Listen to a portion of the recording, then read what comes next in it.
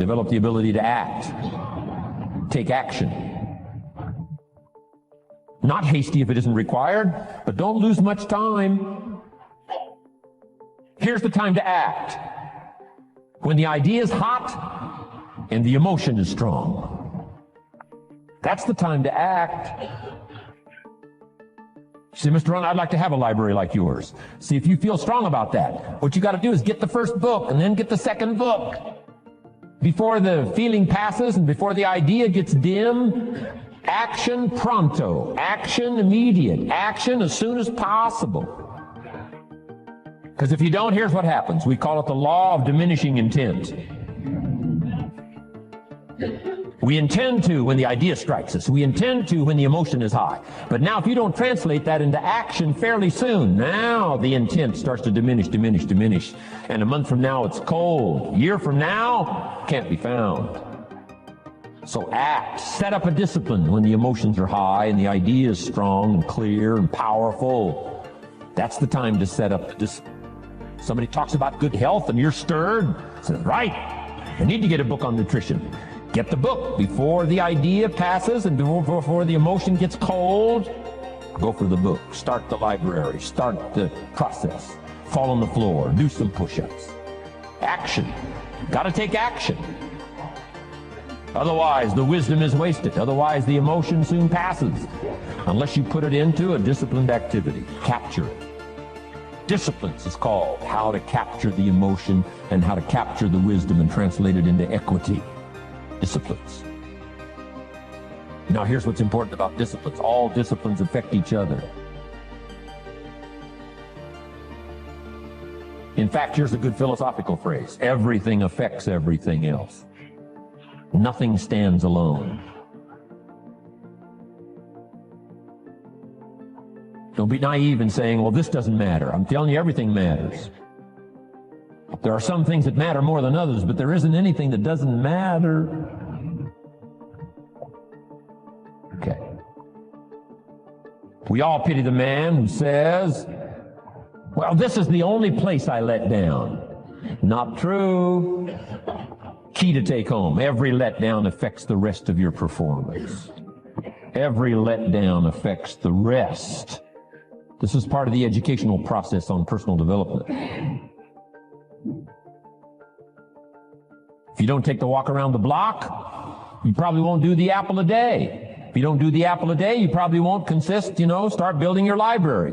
If you don't build your library, you probably won't keep a journal, and you won't take pictures, and then you won't do this, you won't do wise things with your money, won't do wise things with your time, won't do wise things with your possibilities and relationships, and the first thing you know, 6 years of that accumulated, and we say you have messed up. So the whole key to reversing that process now is to start picking up these disciplines. Now here's the positive side. Every new discipline affects the rest of your disciplines. Every new one affects the rest. That's why action is so important. The least action, the smallest action. Take it. Because when you start accomplishing and the value starts to return from that one action, it'll inspire you to do the next one and the next one and the next one. You start walking around the block, it'll inspire you to get an apple. Get an apple, it'll inspire you to get a book. Get a book, it'll inspire you to get a journal. Get a journal, it'll inspire you to grow, develop some skills. All disciplines affect each other. Every lack affects the rest. Every new affects the rest. The key is to diminish the lack and set up the new. And you've started a whole new life process. Key. Also, one more thought on discipline. Here's the greatest value of discipline. Self-worth. Self-esteem. People are teaching self-esteem these days, but they don't connect it to disciplines. The least lack of discipline, and it starts to erode our psyche. One of the greatest temptations is to just ease up a little bit, right? The slightest lack of doing your best starts to erode the psyche. Instead of doing your best, doing just a little less than your best. Sure enough. You say, well, it's just going to affect my sales. No, it's going to affect your consciousness. It's going to affect your philosophy. Now you've begun in the slightest way to affect your own philosophy. Here's the problem with the least neglect. Neglect starts as an infection. And if you don't take care of it, it becomes a disease. And one neglect leads to another. And the worst of all, when neglect starts, it diminishes our self-worth, our self-confidence, our self-value. You say, well, how can I get back my self-respect? I'm telling you, you don't have to go to 29 classes. All you have to do is start the smallest discipline that now corresponds to your own philosophy, like I should, and I could, and I will. No longer will I let neglect stack up on me so that I will have the sorry scenario 6 years from now, giving some excuse instead of celebrating my progress. That's the key to discipline. Okay? Let's get kids involved in the least of disciplines. One more, and then one more, and then another one, and then another one, and then some more. And the first thing you know, you're starting to weave the tapestry of a disciplined life into which you can pour more wisdom and more attitude and more strong feeling, more faith and more courage. Now you've got something, a vessel in which to put it. And now the equities start to flow. And the early return, I'm telling you, if you'll start this process, the early return will have you so excited. You'll commit yourself to this strategy for the rest of your life. You'll never go back to the old ways. Join a new crowd. Join a new group. The disciplines to do. Take action. I recommended the last time I was here the little book, Richest Man in Babylon, and I said I've lectured now to over 3 million people in the last 33 years, and I've recommended this little book to almost all of them, I think. Guess how many have actually gone and got this little book? Answer, very few. My best guess is 10%. Such an easy thing to do. In that last seminar, right, I suggested this little book, number one, is easy to find. Number two, it's easy to buy. The most you can pay for it, $6, $7, $8. You can borrow that from your kids. And number three, it's easy to read. It's in story form. That's why I use it for teenagers, teaching them how to be rich by 40, 35 if you're extra bright, much sooner if you find a unique opportunity.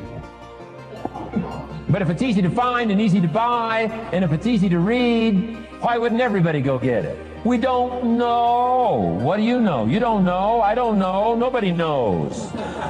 Here's how profound it is. Some do and some don't. Now here's the numbers. About 10% do. 90% don't or won't. And we don't know the mystery of that. And I'm telling you, 10 years from now, those numbers will still be the same. 10% will, 90% won't. The numbers don't change. Only the faces change. You're looking at one of the faces. I used to belong to the 90% who couldn't be bothered even if it was easy. Guess how many people have a library card? Wisdom of the world available. Transform your life in any value amount you want. By the way, how much is a library card in Texas? Free. Here's what free is. Easy. I mean, it can't be any easier than free. Somebody says, well, would you bring it by? Well, no. At least you got to go get it. No.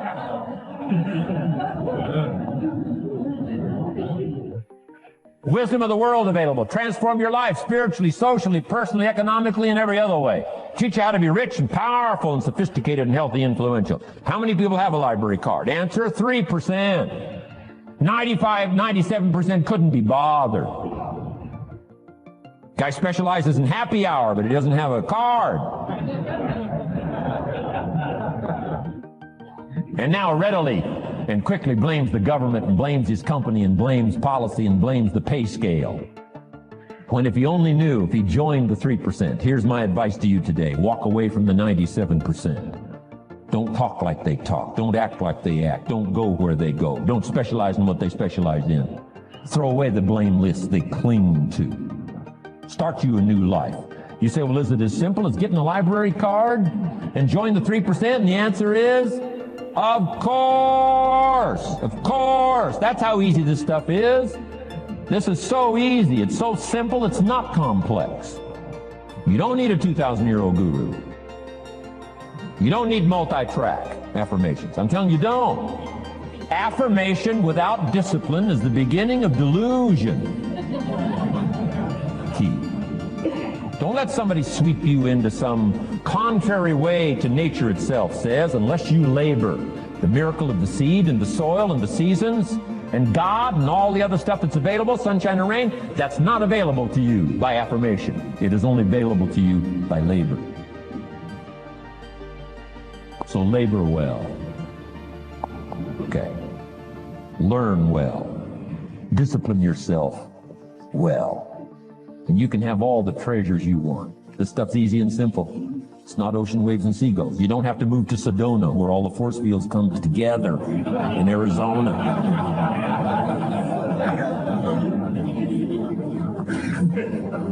Let's teach our kids the simple ways to transform their health, number one. Their economics, number two. Their ability to communicate, number three. Their life and treasure and lifestyle, number four. Spirituality, number five. And the list goes on and on. Let's not leave out any of the least of disciplines that encourage us to do the next one, to do the next one, to do the next one. First thing you know, this whole scenario for you is spinning up instead of out of control on the negative side. This is all you got to do. It's as simple as this. It's as simple as a start, committing yourself to life change. And once you start down this road, I promise you, you'll join the 10% and the 3%. We're going to talk financial independence in just a little while. Guess how many people can retire from the income of their own personal resources when it comes time to retire? Answer, 5%. In the most independent country in the world, 95% are dependent, 5% are independent. Take charge of your own retirement. I'm telling you, if you take charge of your own retirement through personal development and all these skills we've taught today, plus what's coming up, financial independence, I'm telling you, take charge of your own retirement, you can multiply it at least by 5, maybe by 10, maybe by 20, maybe by 100. Let the government take care of it, some company take care of it, you got to divide by 5. Take charge of your own life, take charge of your own day, take charge of your own conversation, take charge of your own family, take charge of your own possibilities. And learn these skills, develop this kind of strategy, and I'm telling you, life will open up for you. Join the 3%. Join the 10%. Join the 5%. Walk away from the 95%. In our leadership weekend, we teach. Find out what poor people read and don't read it. Don't talk like they talk. Lend a helping hand, but don't fall into their poor philosophical scenario. Don't blame what they blame. Don't use the excuses they use. It's called the language of the poor. Switch gears, switch language, switch ideas, switch strategy. Start with the simplest of disciplines. And don't be mean any of these disciplines. The smallest of disciplines starts the process of life change. And if you'll invest in this thing called discipline, you can have whatever you wish. It's called the beginning of a miracle. Now here's the last clue on discipline. Do the best you can. We covered earlier, but here's a good scenario for the do the best you can. I've got a good question for you. Is the best you can do all you can do? And the answer is no. Strangely enough. If we all fell on the floor right now and did as many push-ups as we possibly could, and let's say for some reason you haven't been into push-ups lately, I can't imagine why, but let's say the best you can do is 5. And you look up at the rest of us and say, hey, 5 is the best I can do. We can tell by the look on your face that's probably true. 5 is the best you can do. Now, is 5 all you can do? The answer is no. If you rest a little, you can do 5 more. Wow. And if you rest a little, you can do 5 more. And if you rest a little, you can do 15 more. How did we get from 5 to 15? It's a miracle.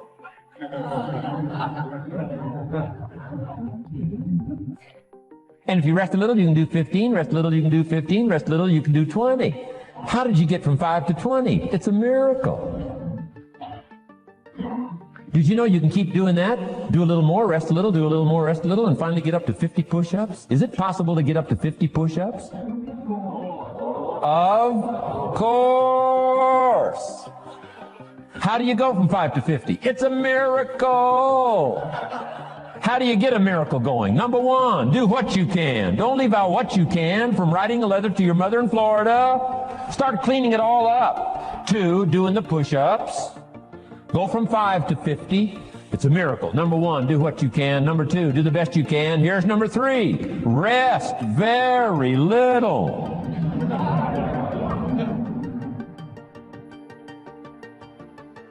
Don't rest too long. Why? The weeds take the garden. Kids have got that figured out. You can't rest too long.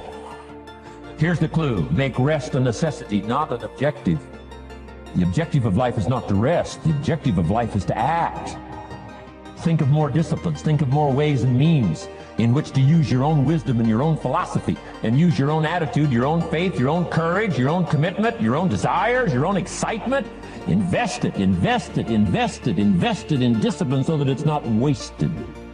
The smallest of discipline. Thereby transform your life. Join the 5%, join the 10%, join the 3%. Guess when I went and got this little book, Richest Man in Babylon? The same day I heard about it. I went and got it. Somebody says, well, Mr. Rohn, does that make you different than most other people? And the answer is yes. Somebody says, well, why is that? We don't know. We don't know. What do you know? You don't know. I don't know. None of us knows. Some do and some don't. The numbers don't change. Only the faces change. From those who get in on a seminar like this, listen to a dynamic sermon, read a book, listen to some cassettes, take seriously the next conversation of a friend who wants to level with you, and do something about it. And you can walk away from the 97% and not live there anymore. Because if you don't, the next 6 years of your life will be like the last 6. Mr. Shove said to me, Mr. Rohn, 6 years now you've been working. I'm telling you, the next 6 years of your life is going to be like the last 6, unless you take advantage and start making these personal changes. I made the changes, totally revolutionized my life. So take a look at the next 5 years of your life. It's going to be like the last 5, unless you change. And if you will change, everything will change. Join the 5%. 10 years from now, the numbers are going to be the same. But I'm telling you, some faces in this audience can change and start showing up in the 3% crowd, in the 5% crowd, in the 10% crowd, and thereby dynamically affect your life and your future.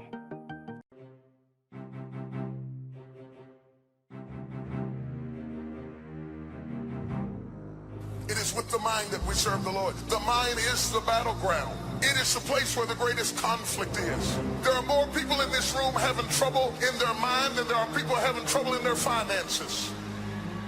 Every thought that I have started with a question. What's wrong with me? Let me tell you what happens when you ask that question. That question will attract 1,000,000 answers. The moment you say, what's wrong with me? The devil has a list, everything. He'll show you everything from your genetics to your jawline to everything. I mean, he'll just take everything. But your questions direct the integrity of your thoughts. The struggle is in your mind. Slept 8 hours and you wake up still tired. Your mind has been in turmoil all night long. You've been wrestling in your sleep. Your body went to sleep, but your mind is still caught up in a warfare. Your mind is the battleground.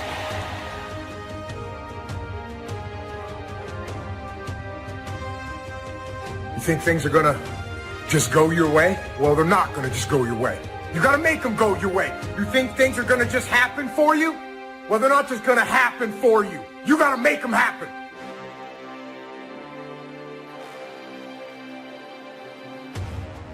So I want to challenge you to waste no more effort wrestling with other people. Your destiny, your future is not predicated on the decision of someone else. You wasted too much of your life trying to change other people's mind about you. It doesn't matter what they think about you. God is not going to bless you by their opinion. God is going to bless you by how you see yourself.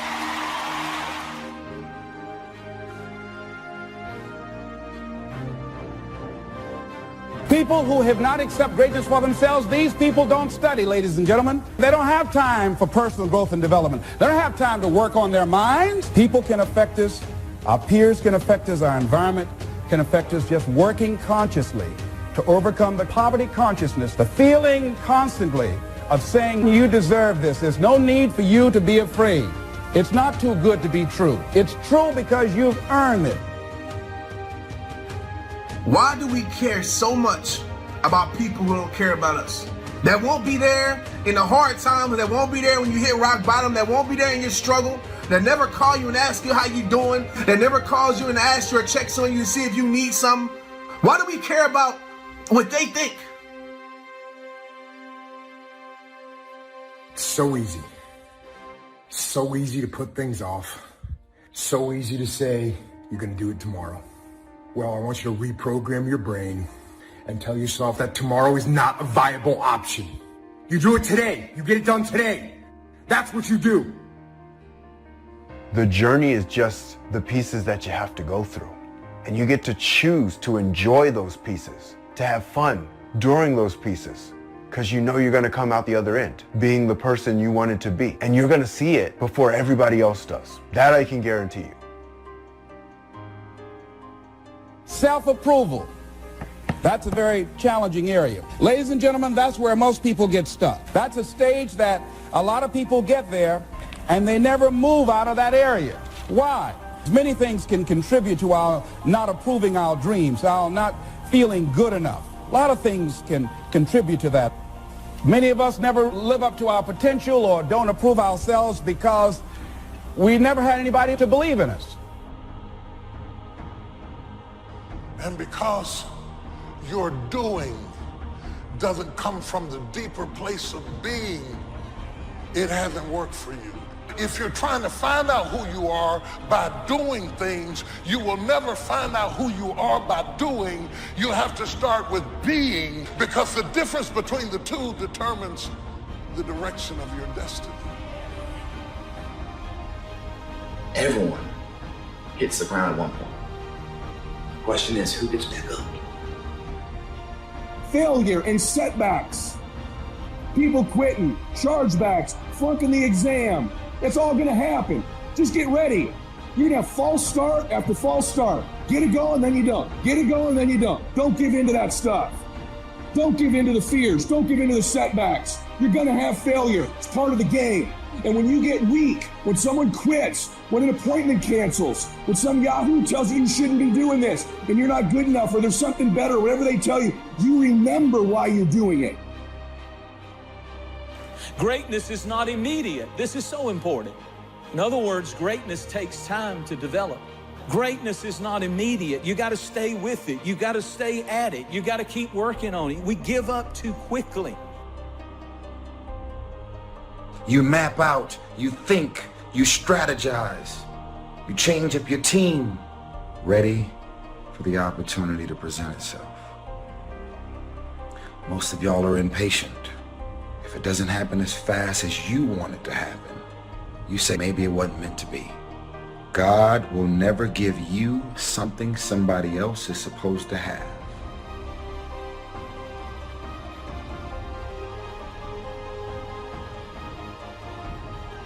I want you to write this down. There are two powers in life that every one of us have to deal with every day, that you can never control or stop. Is time and change. You cannot control time. You cannot control change. What's at the core of achieving the good life? The major key to the good life. It is not in mastering the attributes of leadership. Every day in 1,000 different ways, we are trying to improve ourselves by learning how to do things. We spend a lifetime gathering knowledge in classrooms and in experiences.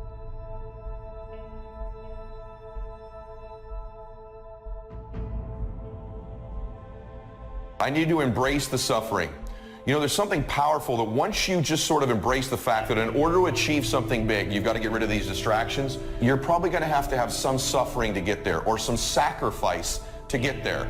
And so once you've embraced and decided that this suffering, this sacrifice you're making is an indicator of progress. Suffering and sacrifice and hard work is an indication of progress towards our dreams.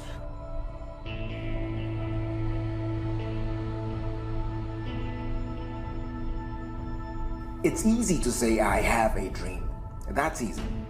You can say that when the enthusiasm is there. You can say that when you have enough money in the bank.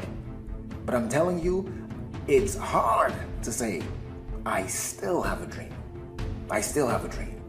Can't you say that after your friends turn on you? And after the people that you're doing it for stop believing in you?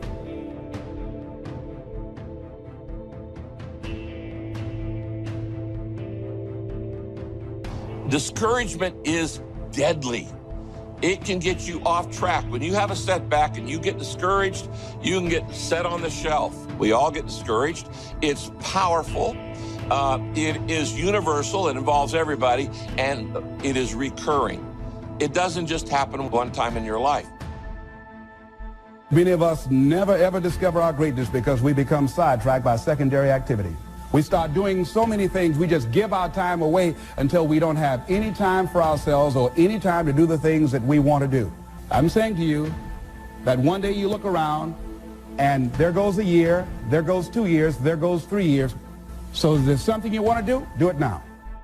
A man's life consists in how he managed time and change. We become what we are as a result of how we use time and how we manage the changes in our lives. Our mind comes as standard equipment at birth, and things that are given to us for nothing we place little value on. Things that we pay money for, we value. The paradox is that exactly the reverse is true. Everything that's really worthwhile in life came to us free. Our mind, our body, our hopes, our dreams, our ambitions, our intelligence, all these priceless possessions are free. But the things that cost us money are actually very cheap and can be replaced at any time.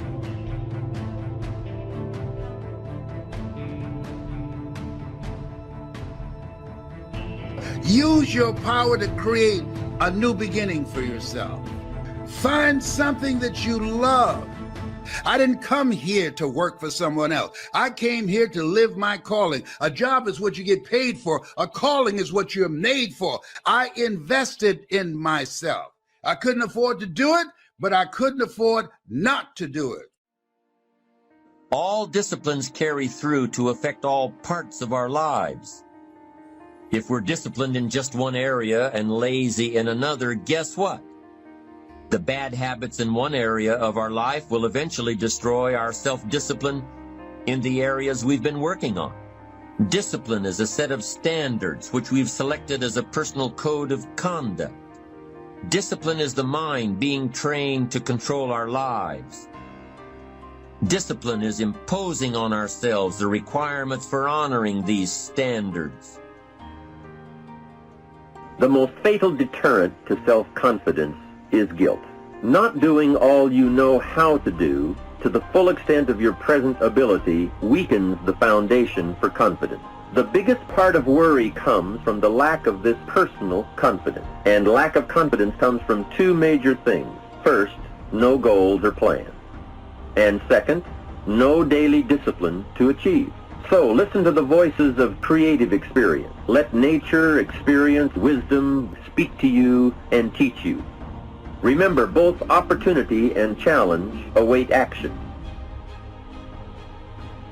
You can work on micro habits with regards to your conscientiousness, and I think the best micro habits, set up some aims for yourself, goals that you actually value. It helps you do a situational analysis of your life more than a psychological analysis, I would say. And so the questions are something like, well, you're going to have to put some effort into your life.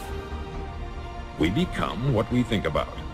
Conversely, the man who has no goal, who doesn't know where he's going, and whose thoughts must therefore be thoughts of confusion and anxiety and fear and worry, becomes what he thinks about.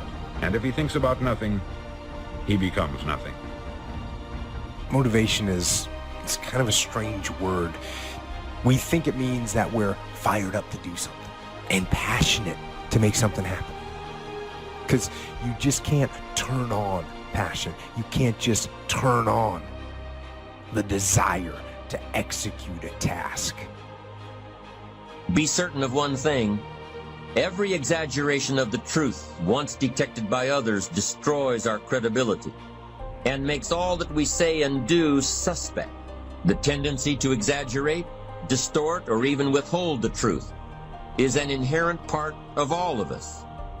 It starts when we're kids, and then it continues when we're adults, exaggerating our net worth to impress old friends, exaggerating how close we are to closing a deal to impress the boss. If you make it to the end of this video, I want you to write, I am determined to reach my goals. I am determined to reach my goals. See, your unwillingness to forgive another person is like you sipping the poison, waiting on them to die. Forgiveness is for you. You can't drive your car looking in the rearview mirror. You can't. There's a reason why the rearview mirror is this big and the windshield is this big. If you keep looking in the rearview mirror, you're gonna keep crashing your car. Have you ever noticed that when your faith is the strongest, you come up under the greatest attack? Because every time the devil senses that you're about to walk into who you be, and he's trying to stop you from doing it, slap somebody and say, just do it. Be great before it's too late. Being in a great house does not make you great. It's one thing to have great parents, but that doesn't make you great. And they said it's possible to be in a great house, but you not be great. So being in a great house does not ensure that you'll become great. How can you keep your mind on what you're trying to do? How can you make the choice of discipline over procrastination? How can you keep an attitude of doing it all and doing it now? How can you stay focused on your ambitions? You can keep your focus on your work, or you'll find yourself distracted. Distracted by negative thoughts, distracted by negative people, and pretty soon, depending on the type of people you've associated with, distracted by your doubts within yourself. Even when you face rejection, even when you face failure, you make a decision. I will remain in the grind. I'm not backing down. I'm called to make a difference. When we go around dwelling on these negative, defeated thoughts, we are sending poison down through our system. We are telling our command center, the mind, this incredible tool God's given us to release defeat, failure, mediocrity. I wish for you that you might develop a growing awareness of the world around you and your possibilities in it. Develop a sense of history and destiny, and be grateful for the opportunity that you have to participate in that grand endeavor. Start the daily action of first cleaning up all your current situations. Remember, little achievement leads to confidence that conquers guilt. Then buy up every challenge to reach your goal. You can now handle it. The winter, the spring, the harvest, the inspiration from it all, and the immediate and future progress that will someday give you a view from the top of your goals, your adventure, and your achievements. When you get up in the morning, no matter how you feel, you need to say, I am strong, healthy, energetic. I have discipline and self-control.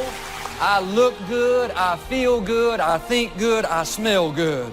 Some of you, if you would do that, your mind would go tilt, tilt, tilt. It would think, what in the world are they saying? It would send an alert all through your system saying, hang on guys, we're changing directions. Don't send out any more defeat. This is a new day. Send out health, send out healing, send out strength, vitality, victory.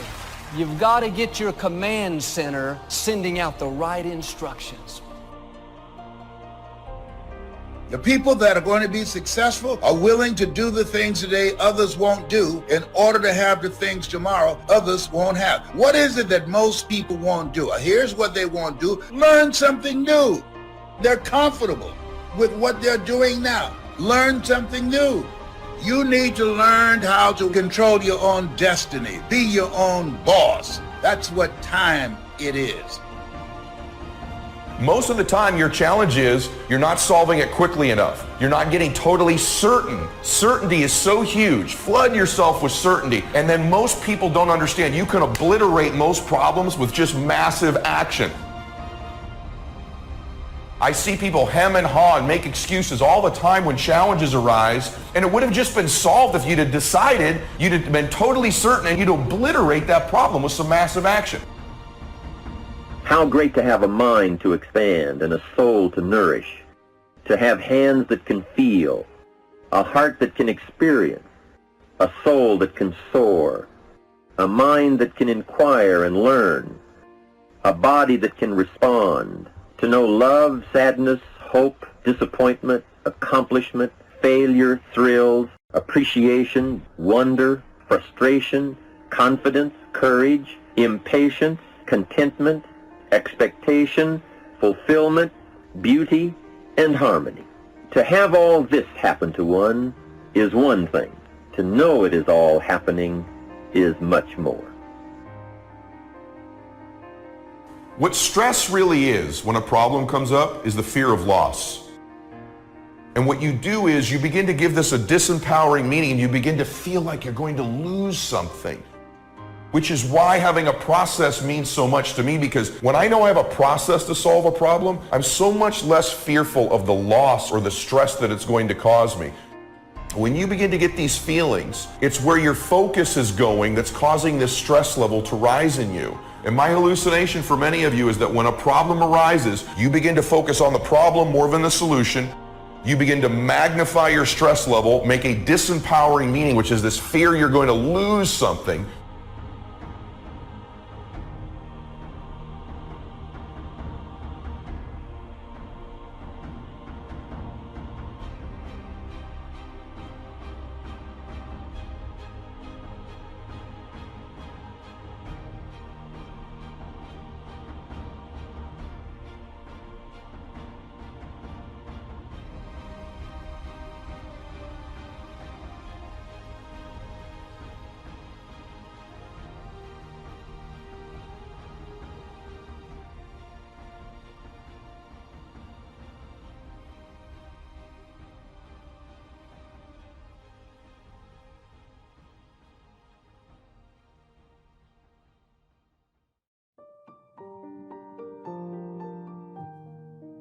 If we're going to do anything great in this life, it is going to require discipline. That's the truth. Are you committed? Because without commitment, nothing happens. Because you cannot conquer what you are not committed to. Listen to me. Most people give up when they're tired, but a disciplined person gives up when they're done. Discipline is the bridge between your goals and your outcomes. Either suffer the price of discipline or suffer the price of regret. Inspiration gets you going, but it's discipline that keeps you growing. To be focused, to be committed. That is something we don't see anymore.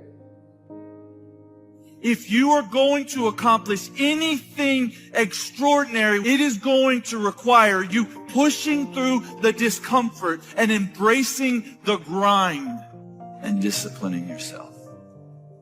You cannot have any tremendous output without the input of hard work and discipline. That's just a fact of life. Lay a disciplinary structure on yourself. Get the chaos in check. And then you can move towards a state that's freer. It's discipline first. Like, look, if you're going to become a concert pianist, there's going to be several thousand hours of extraordinarily disciplined practice. That's the imposition of order on your potential, let's say. But what comes out of that is a much grander freedom. What is preventing most people from moving in the direction that they want to move is a lack of discipline. And no one wants to hear that answer. It's the harshest answer. Yeah. It's not cool. It's not good clickbait. Because the reason it's not good clickbait is because, well, you can put this as clickbait, the one reason most people don't succeed, right? But then as soon as you click on that clickbait and then it says discipline, they don't even read it because they don't want to hear it. Because what they actually, when they see that word discipline, it's actually a slap in the face because they know it's true. They actually know it's true, right? If you want to make progress in your life, you got to have discipline. That's how you get there. Discipline is the root of all good qualities. If you don't do that, if you get up and you just have no discipline whatsoever, you get no value of anything. Your diets don't work when you don't do them. Exercise doesn't work when you don't do them. But most of the people have some experiences that they want to shift, And once you shift those things, your whole life changes. But life is constant growth. My life isn't here because I went to one seminar one time and now my life is fit for life. I work out, I train my mind, I train my body. It becomes a lifestyle. It's not just like you're depending upon somebody else. I'm not here to become somebody's guru. I'm not here to give them a gift. I'm here for them to open up their own gifts. And that's really what my work has been. Here's the clue. Make rest a necessity, not an objective. The objective of life is not to rest. The objective of life is to act.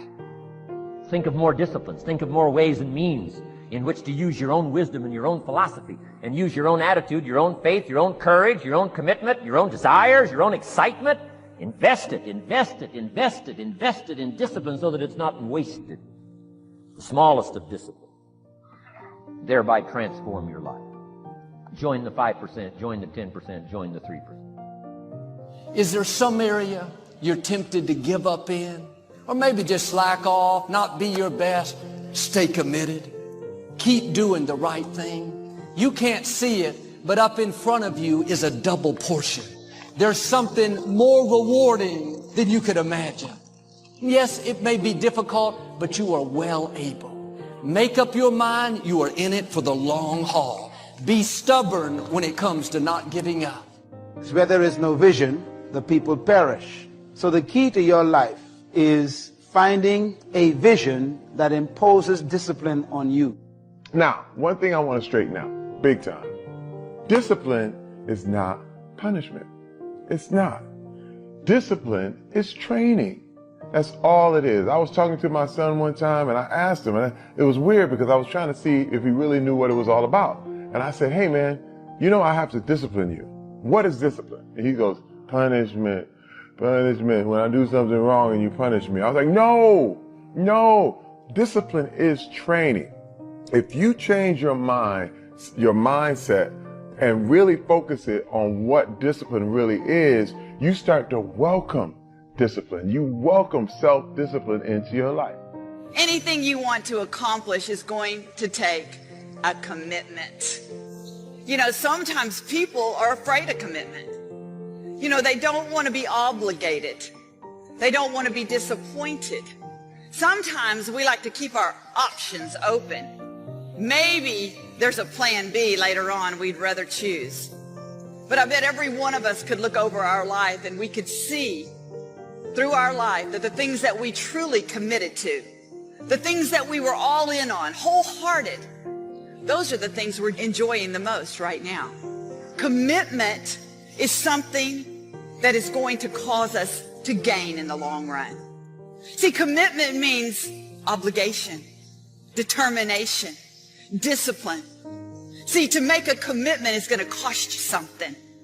You're going to have to focus on it. You're going to have a plan. You're going to have to be determined. You see, you have to serve your commitment for a time, and eventually that commitment will serve you. See, that commitment will benefit you eventually. And that's the importance of commitment, because commitment causes us to accomplish. And it's not always easy. If commitment was easy, everybody would be accomplishing. Everybody would be walking in victory. You know, we kind of have this idea that you have a certain delightful, wonderful, positive freedom as a child, and then that's given up as you approach adulthood. But the truth of the matter is that you have a lot of potential as a child, but none of that is capable of manifesting itself as freedom before you become disciplined. And discipline is a matter of the imposition of order, and the order is necessary, especially for people who are hopeless and nihilistic. And lots of people are hopeless and nihilistic. Way more people than you think. And part of that is because no one's ever really encouraged them. I do think that and it's not just in sport, but with other things, I do believe that the more you repeat certain things, whether it is writing, working on your, whether it's cursive letters or whatever it is, like when you work on something and you keep doing it over and over, it's inevitable that it will get better. And by that, you're creating this feeling of repetition, which leads to discipline. Like, you can do it over and over again. We all have opportunities to give up on what we're believing for, walk away from an uncomfortable situation. slack off, not be our best. But if you're going to reach your highest potential, you have to stay committed. You can't be moved by what's not working out, slack off at work because you're not being treated right. You have to have a made-up mind that you are in it for the long haul. It may be difficult. You have a good reason to walk away. Don't take the easy way out. Stay committed to your marriage. Stay committed to your friends. Be committed in the good times and the tough times. Stay committed to your dreams. Don't give up on the promises God put in your heart. You're not always going to feel like it. There will be good days and tough days. Times when it's exciting, times when you feel like giving up. That's when you have to dig your heels in and say, I'm going to do the right thing when it's hard. I'm committed to my dreams. I'm not going to give up because I don't see anything happening.